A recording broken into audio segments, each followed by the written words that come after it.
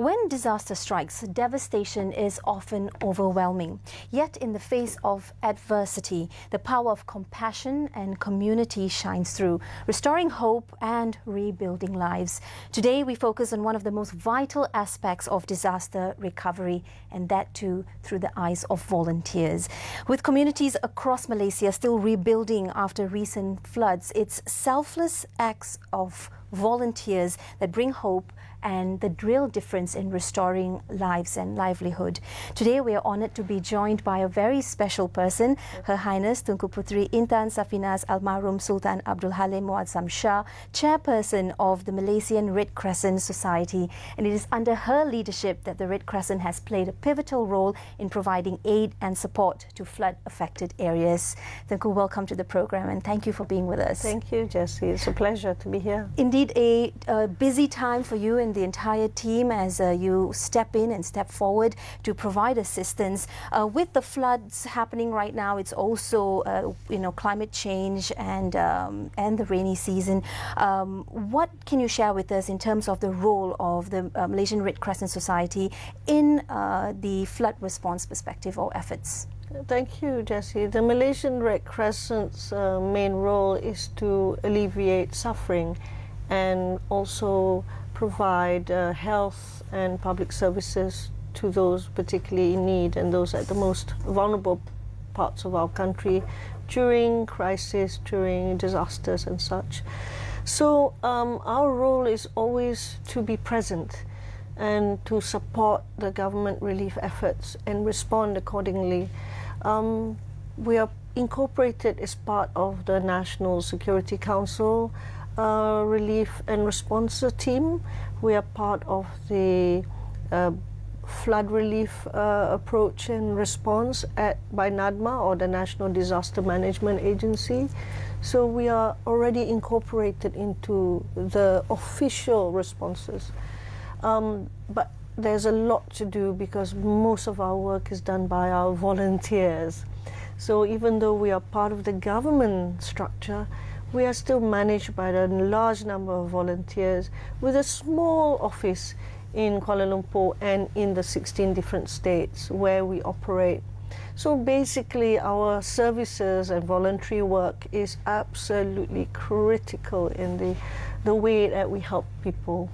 We were just speaking a little while before coming on air, Tunku, about the Malaysian Red Crescent being here in Malaysia for 75 years, during even before our independence as a nation. What are your thoughts in terms of the Red Crescent's presence in the country and how it has still upheld and upkept its branding or its feel? When you look at that crescent, you think safety and you think reassurance. Yes, thanks. The concept of being in a society is not just in Malaysia but globally. This is the nature of the Red Cross and the Red Crescent movement throughout the world. We are there to provide services where the needs are greatest, both in conflict and in times of disaster and during pandemics and major crises. We've been in existence for over 150 years, started in Geneva, for example. However, Malaysia's history is also very long. We've been here 75 years. Started as a branch of the British Red Cross in order to serve communities very far then from hospitals and in need of during disaster and usually public and medical health crisis. So the image that we want to create for Malaysians, and that we are managed by Malaysians, and we want to create this feeling of trust and the feeling of being present at the grassroots, and that's very important to us. And I'm the first female chair, first female head of the Malaysian Red Crescent Society, after a long tradition of having male chairpersons. Congratulations, and we're indeed proud. And I think that's itself a sign of a change in the way we serve the community as well. So I like to be more inclusive, to attract more women to take part more as volunteers, because women look after the most vulnerable, the elderly and children. Right. So when disasters happen, women are usually the most vulnerable. So therefore, female volunteers are also very, very, very important to us, yeah, to encourage the participation of women. Yes. It's good to know that you have a firm grip on, bringing that value down to grassroots, as you mentioned. But in the thick of the monsoon now, what are some challenges that's being faced by the Malaysian Red Crescent in terms of responding to these floods? And has there been any solution or ways to overcome them? The limitations are numerous. One is the resources that we have. There are never enough cars, lorries, facilities, logistics, boats. And sometimes parts of the state is cut off. So we have to work with the government agencies to reach out to the people who need it most. And we do so. We rescue people from homes and bring them to the Pusat Penempatan Sementara, the flood relief areas. I see a very heartwarming picture of a boat, of our Red Crescent boat, with a family and 3 or 4 goats on the same boat, being brought to a safer ground. No one gets left behind. No one gets left behind, exactly. Sometimes the animals are also part of the asset of the family. Sure. Yeah. And that's something we respect. And that is important in a way that we serve the community very directly. But the limitations are also on resources, because whatever we do costs a lot of money. The goods that we want to purchase, the services that we want to provide. We have mental health and psychosocial support services that we give to help children at the flood relief areas. So all that requires additional funding, and that is something we have to be very careful about spending. We cannot spend too much. We have to budget. Budgeting process very important during disaster. Right. And we rely on partnerships with the corporates and support from the public, and also from our Red Cross partners around the world. We've got support from other Red Cross societies who have helped us with some funds to help us do our flood relief work. Just walk us through very quickly, during a time of a certain crisis or an incident, what happens in the office? Okay, we automatically will set up an emergency operations center in the head office. Then similarly, the area where is affected, we also have an emergency operations center. So our disaster management team, who are trained in disaster management, link up and set up their own separate units, and we coordinate which assets would go to that area, what goods that we need to transport, what are the needs in the area. So the volunteers on the ground would communicate what are the requirements. Is it health, hygiene kits? Is it food? Is it fresh water? Because we also have a water, health and sanitation where we produce fresh water from the river. So there's a whole filtration system that we can bring to a village which has, say, for example, water cut off. So we can produce up to 50,000 litres of fresh water. So those teams who are trained as volunteers can bring the filtration system, can help produce water. So you're on site? We're on site. So the speed of which we can go to that area is very important, and that is sometimes crucial, and also where our limitations are sometimes, because there's sometimes not enough vehicles to go around. And that's so we try and work with logistical partners. Companies would allow us to use their the boats or their lorries or to transport goods and items. And how do you also coordinate with local and international agencies in the aftermath of a flood disaster or any disaster of that nature? Cooperation is absolutely key, which we find in every disaster, particularly from the pandemic. I think we learned the very important lesson of cooperation being absolutely critical in saving the companies. What does that mean, cooperation? Cooperation between, at the very grassroots, between small NGOs on the ground, Ketua Kampung, from the community leaders. Every single dot is connected. Absolutely, and to link those dots is not easy. So as you get to the national, then international level, it becomes challenging, because there's a lot of NGOs working the field. Everybody wants to do their best, and that's very important. We really encourage it. We don't want to work in silos anymore. And one of the things we started was a foundation called MATCH, which is the Malaysian Humanitarian Action and Coordination Hub, which is something which Red Crescent is partnered with other NGOs to come together and form like a data platform where NGOs can come and put their requests to a data platform, and we want to match it with donors who want to support that particular NGO in that particular area. So there's trying to reduce the wastage of food items or services or volunteers going to the same area doing the same thing. That's what we found. So sometimes when a disaster happens, the same family gets the same 20 bags of rice, which they may not need. So they may need other items.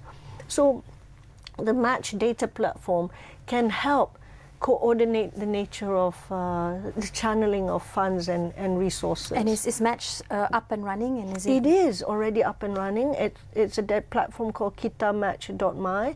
We've had about 20 plus NGOs, small NGOs from areas affected. So sometimes we don't know that they exist. Yeah, they're small NGOs, but they work very much on the ground. So they may require volunteers, or they may require fresh water supply, or they may require food kits and hygiene kits to give to their community. So, and partner donors may dial in and they check, oh, so you can channel that, we can give that. So they will very much a quantifiable amount and very clear that this is what we need for that particular village. So we hope that that will be a useful tool. And the Red Crescent is very proud to be participating, and that is one of its founder members.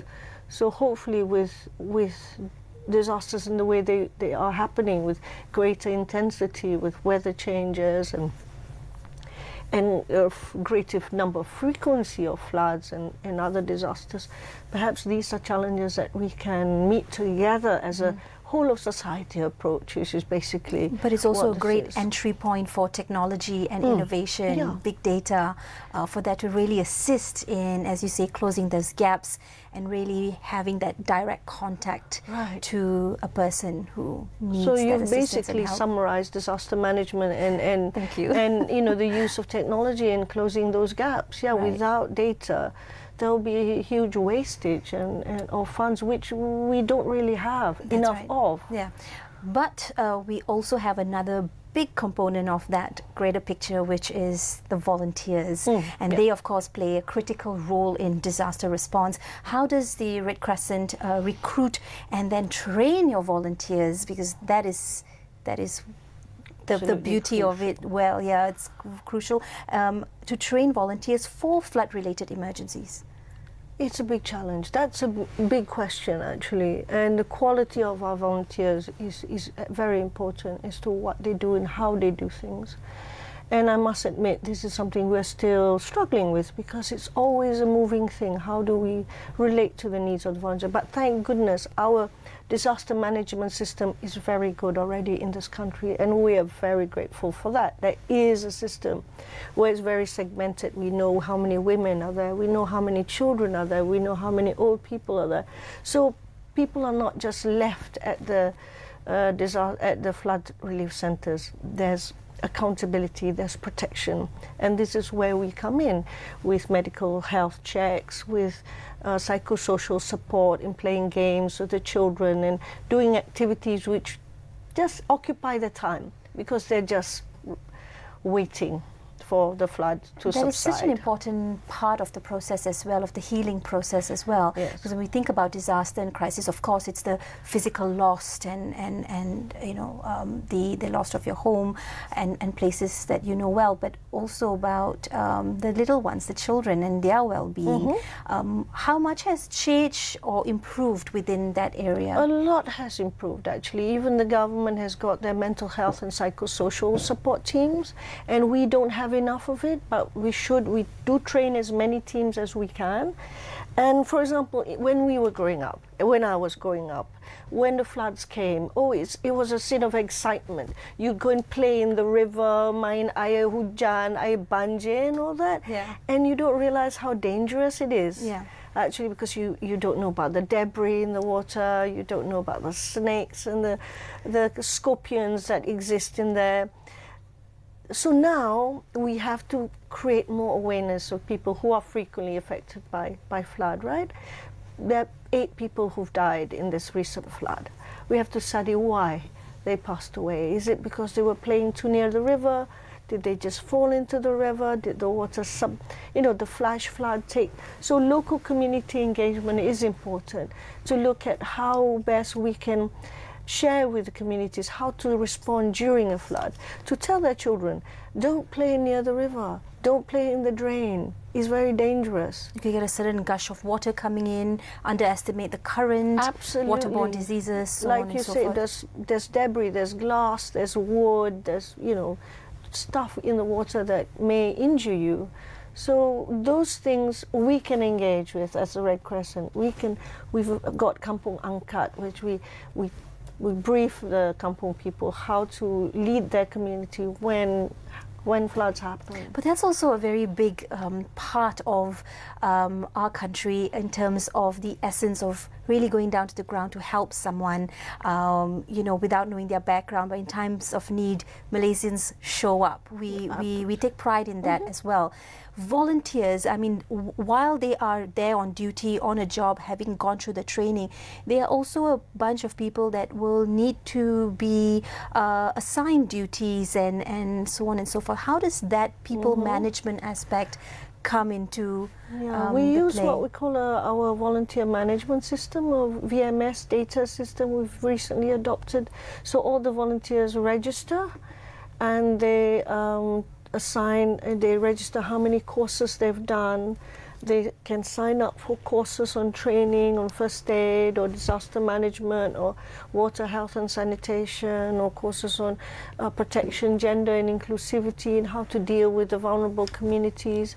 So there are sets of lessons and courses that we can apply, a volunteer can apply for, which is a lot of it is guided by the International Federation of Red Cross, Red Crescent policies and structures, which are shared from Geneva to our office in KL, to Malaysian Red Crescent, to an office in Baling. So those opportunities of training is available, but the training aspect of our volunteers is very crucial, and that we need to really work on. So our volunteers are not just volunteers to help clean, which is also important, but volunteers, some of them are very specialized also in water, health, sanitation, mental health and psychosocial support, medical volunteers, nurses and doctors would come and help check on certain people, ladies or men who are aged community, and do all the other services to supplement the government and the relief efforts. Are you seeing more people come forward to volunteer? Are you seeing a younger pool of people, volunteers? Yeah, I am actually. We are. I think our 70% of our volunteers are actually below the age of 30. So that's quite encouraging. So they're a younger generation. They're very enthusiastic. They're very committed.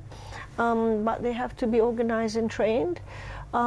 Like sometimes their own areas have been affected by flood, so they can't help all that much. So we need to perhaps have volunteers from Penang to come to help people in Kedah. Said, oh, they're not affected, so vice versa. So the relationship is very important between our chapters, and we have to regulate the movement of our volunteers. As chairperson, what is important for you? What are you wanting to really see happen, perhaps now that we're end of the year, moving into 2025? What would you like to really see, new heights perhaps for the Red Crescent to achieve? Oh, gosh, there's a wish list which is very long. Now is a great time to share it, Tunku. I would like to see a greater financial sustainability program between ourselves and corporate donors and partners of different sorts to give goods in kinds on standby. I would like to do more anticipatory action work, to pre-prepare items and money, and we anticipate the times when floods happen, so actually pre-position items. So rather than send everything from Kuala Lumpur, actually pre-position stuff in between the border of Terengganu and Kelantan, for example. Right. So we save time. So that all that requires a lot of planning and funding. I would like to improve our, like what you rightly mentioned, the quality of our volunteers, to really make the volunteers feel as if, yes, I'm going here for a specific purpose, not just as a volunteer with, not as many, not equipped with skills. I would like our volunteers to know their responsibility, that when they come to a particular area, there is no discrimination, there is no political partisanship, there is no discrimination between race, religion or nationality, that they go really as a humanitarian, applying our 7 fundamental principles, which is very crucial for our work everywhere in the world. So that the volunteer comes with a frame of mind which is saying, yes, it is blind to color, blind to race, blind to religion, blind to nationality, only aware to need and responsibility. That is the wish list for the volunteer, to have the mindset of the volunteer set up and ready, and that to participate effectively in government, in our structure of flood relief. Yeah. Well, with your far-reaching organizational structure, people across the nation, north, south, east and west, you're able to step up and volunteer as well. So do reach out to your nearest Red Crescent office to get more information. Let's look at some numbers. In fact, there has been some stats that you've brought along as well, in terms of how much help has been provided in the past few weeks or a month. Some corporate donors have been very kind.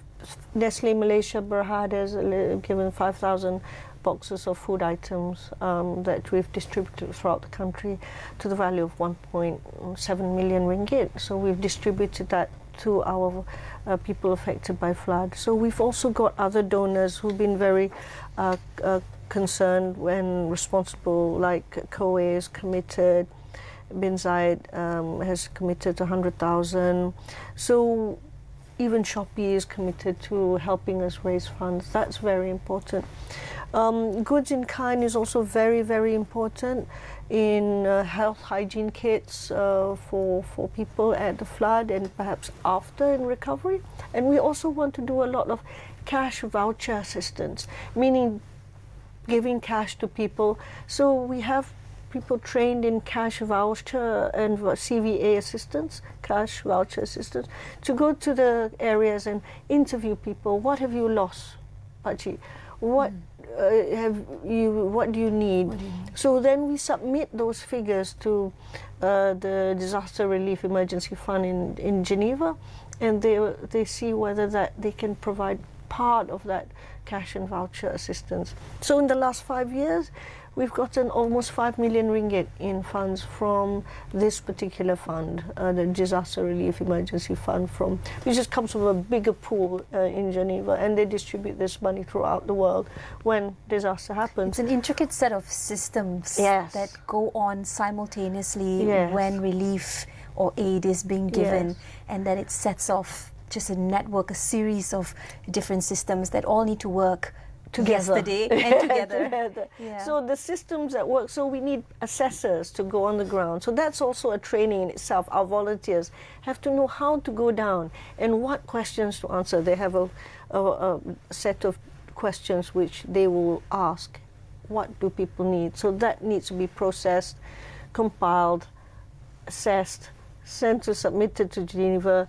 They say, yes, we can accommodate maybe, 200, 300,000 Swiss francs, which is a million ringgit, whatever it is. Then we distribute that in terms of cash to that particular family. So it's intricate, and it's also cash is also a way that we want to encourage assistance. We want to promote the use of cash in assistance, because we think people should have the dignity of deciding what they want to use their money for. So I may not want to, replicate and buy them as another set of cooking utensils when they already have it, or a broom, or whatever it is, a replacement fridge. But they know what they need. The people know what they need. It will stimulate a whole economy post-disaster. After the community has been affected, they can create more business. There's things going on. So that's why the Red Crescent as a whole, the Red Cross, really uses cash as a way of recovery from disaster. Well, a Red Cross, a Red Crescent are working around the globe at each moment and helping millions of people. But here in Malaysia as well, with thousands now stranded with the flood, what is your message to our viewer today? I think my message for a Malaysian situation is that we have to be thankful for the system that exists already, and because it's already functioning very well. The responses, the flood relief responses by the government that we have as a machinery is already quite good in coordinating. But we need to coordinate even better as an NGO, between NGOs and government and societies like ourselves, and don't be not be defensive, or this is just me. I think participation and cooperation is absolutely critical from the very top, because the last 2-3 days ago I was asked to give a keynote at UN/NATMA National Disaster Management about the importance of volunteerism and the landscape of volunteerism in this country. And we have to close the gaps. We have to see where the most people at risk are, the minorities, the people, like it or not, the migrant communities, the people who are irregular migrants, they too are affected by disaster. So that's really very, very important. So I come from Kedah, right? So the network in Kedah is already pretty good. You know, I volunteer for an NGO called Yayasan Sultan. We collaborate with the Red Crescent. We collaborate with practically everyone. Right. And our network of volunteers in Kedah, I would like to think, is already very strong. Solid. Yeah, solid. Tunku, we'll have to stop here because we are running out of time, but this just shows that this is a topic that needs to be discussed and shared with viewers as well. But just want to say that we are stronger together. Absolutely. In any layer of society that you are or what you do, coming together and lending that helping hand will go a long way. I'm Jessie Chahal. This has been The Nation. Thanks for watching. Bye-bye.